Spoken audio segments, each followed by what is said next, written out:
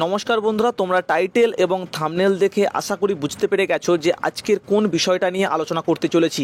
হ্যাঁ বন্ধুরা, আজকের যে বিষয়টা আমি আলোচনা করব সেটা হচ্ছে 2020-22 সেশনের যে ডিএলএড ক্যান্ডিডেটরা রয়েছে বা যে মামলাটি এখন সুপ্রিম কোর্টে বিচারাধীন অবস্থায় রয়েছে, তো সেই মামলা সংক্রান্ত খুবই গুরুত্বপূর্ণ কয়েকটি বিষয় তোমাদের কাছে তুলে ধরতে চলেছি। তো বন্ধুরা, তোমরা প্রত্যেকেই জানো এই যে সৌমেন পাল ভার্সাস শ্রাবণী নায়কের যে কেসটা, এই মামলাটির কারণেই কিন্তু 2022 স্টেট পাসদের যে নতুন নিয়োগ বিজ্ঞপ্তি সেটা আটকে রয়েছে। এটা কিন্তু বারবার ধরে পর্ষদ সভাপতি কিংবা আমাদের শিক্ষামন্ত্রী ব্রাত্য বসু মহাশয় বারবার ধরে কিন্তু এই বিষয়টাকে তুলে ধরছেন। ঠিক আছে, তো এই 2022 মামলাটি বা এই শ্রাবণী নায়ক ভার্সাস সৌমেন পালের যে মামলাটি, এই মামলাটি শুনানি হওয়ার জন্য কিন্তু একটা কম্পিউটার জেনারেটেড ডেট প্রদান করা হয়েছে আগামী 15ই এপ্রিল।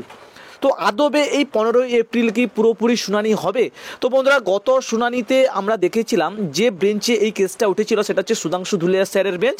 তো সেখানে শুনানি শুরু হওয়া মাত্রই কিন্তু এই কেসটাকে আবার পুনরায় হেমা কোহলি ম্যামের বেঞ্চে কিন্তু ট্রান্সফার করে দিয়েছে। তো হেমা কোহলি ম্যামের বেঞ্চে কিন্তু প্রায় 7 থেকে 8 মাস কেসটা পেন্ডিং অবস্থায় পড়েছিল, সেটা তোমরা বারবার দেখেছো। কেননা হেমা কোহলি ম্যামের মা মারা যাচ্ছেন, একবার তিনি অসুস্থ হয়ে পড়ছেন, একবার ব্লাড ডোনেশন ক্যাম্পে গেছিলেন। তো এরকম করে কিন্তু বহু ডেট চেঞ্জ করে প্রায় 7 থেকে 8 মাস কিন্তু তিনি ঘুরিয়েছেন। তো এর পরবর্তীতে এই কেসটা যায় বোপান্না স্যার এবং সঞ্জয় কুমারের ডিভিশন বেঞ্চে। তো সেখান থেকে এটা আবার সুধাংশু ধুলিয়া স্যারের বেঞ্চে যায়। তো সেটাকে আবার ট্রান্সফার করে দিয়েছে কিন্তু হেমা কোহলি ম্যামের বেঞ্চে। তো আগামী 15 তারিখ যে কম্পিউটার জেনারেটেড ডেট প্রদান করা হয়েছে, তো এই দিন কিন্তু শুনানি হবে। এটা একটা লিস্টেড ডেট, তো এটা লিস্টেড হয়ে যাবে। তো আগামী 15 তারিখ কি তাহলে এই কেসটার পুরোপুরি শুনানি কমপ্লিট হয়ে যাবে? না বন্ধুরা, এই কেসটার কমপ্লিট হতে আরও মিনিমাম 3 মাস সময় লাগবে। 3 মাস মানে আরও 80 থেকে 90 দিন কিন্তু সময় লেগে যাবে। কেননা এই কেসটার হিয়ারিং 15 তারিখে হবে। 15 তারিখে হওয়ার পরে কিন্তু কোর্ট ছুটি পড়ে যাচ্ছে প্রায় 50 দিন। হ্যাঁ বন্ধুরা, কোর্ট পুরো 50 দিনের জন্য কিন্তু বন্ধ থাকবে। তো এই বিষয়টা অবশ্যই আমি তোমাদেরকে সুপ্রিম কোর্টের যে ক্যালেন্ডার, সেই ক্যালেন্ডারটা তোমাদের কাছে ওপেন করে দেখাবো। তো অবশ্যই পুরো ভিডিওটা দেখো ধৈর্য ধরে, আশা করি সমস্ত কিছু তোমরা বুঝতে পারবে। ঠিক আছে, তো বন্ধুরা এই কেসটা কিন্তু এখনও পর্যন্ত পেন্ডিং অবস্থায় রয়েছে। ঠিক আছে, আগামী 15 তারিখ কেসটার শুনানি হবে, এইটুকু মোটামুটি গত শুনানিতে বলা হয়েছিল। এবং এই কেসটা আবারও পুনরায় হেমা কোহলি ম্যামের বেঞ্চে যাবে। তো এই কেসটার শুনানি না হলে কি কোনোভাবে 2022 স্টেট পাসদের নিয়োগ বিজ্ঞপ্তি দেওয়া পসিবল নয়? এটাই হচ্ছে প্রশ্ন। দেখো বন্ধুরা, এটা কিন্তু কোনোভাবেই মানে এটা ভাবলে কিন্তু চলবে না যে এই কেসটার জন্য আমাদের নিয়োগ প্রক্রিয়াটা আটকে রয়েছে, অর্থাৎ 2022 স্টেট পাসদের নিয়োগ প্রক্রিয়া আটকে রয়েছে। যদি আমরা দেখি 2017 সালের টেট পাসদের যে নিয়োগ বিজ্ঞপ্তিটা দিল, সেই নিয়োগ বিজ্ঞপ্তি বা নিয়োগ প্রক্রিয়া চলাকালীন প্রায় 5টা মতো কেস কিন্তু ছিল।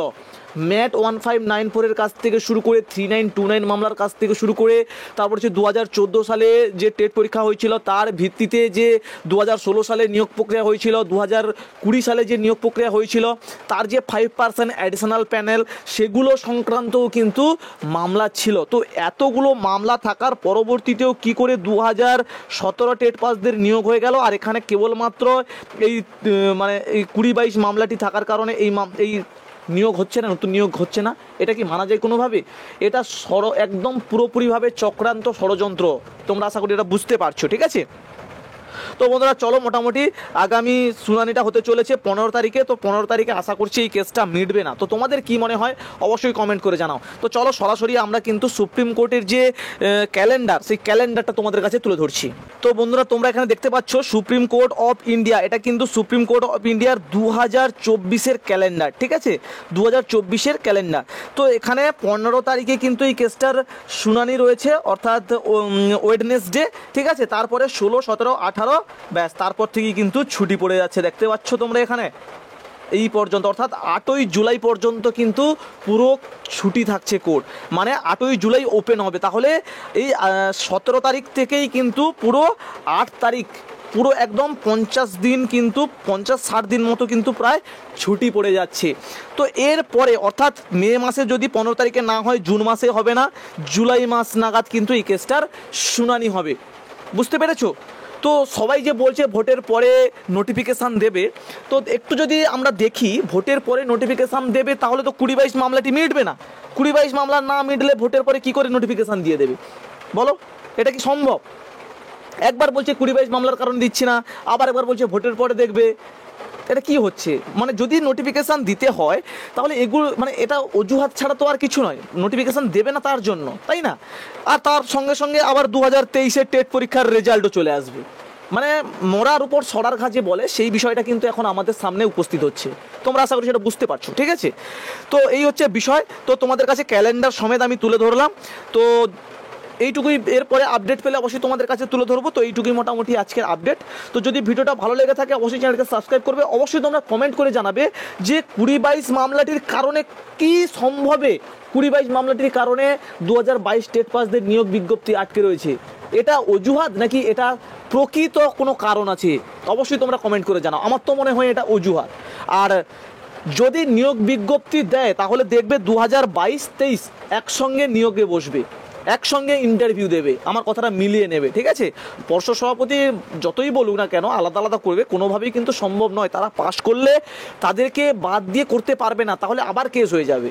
বুঝতে পেরেছো তো? তবে হ্যাঁ, এইটুকু বলতে পারি যে 2023 টেট পাসদের সংখ্যা কিন্তু অনেকটাই কম হবে, 4-5 হাজারের বেশি হবে না। ফ্রেশভাবে 3-4 হাজার ক্যান্ডিডেট কিন্তু পাস করবে, বেশি কিন্তু পাস করতে পারবে না, ঠিক আছে? তো এই হচ্ছে বিষয় মোটামুটি। তো যদি 15 তারিখে কেসটার শুনানি না হয় তাহলে কিন্তু আমাদেরকে আরও 2 মাস পিছিয়ে যেতে হবে, 2 মাস পিছিয়ে যেতে হবে, কিছু করার নেই, ঠিক আছে? তো দেখা যাক কি হয়। পরবর্তী কোনো আপডেট পেলে অবশ্যই তোমাদের কাছে তুলে ধরবো। আজকের মতো এই পর্যন্ত, দেখা হচ্ছে পরবর্তী ভিডিওতে। ভালো থেকো সবাই, সুস্থ থেকো সবাই। Thanks for watching, tata, Jai Hind, by.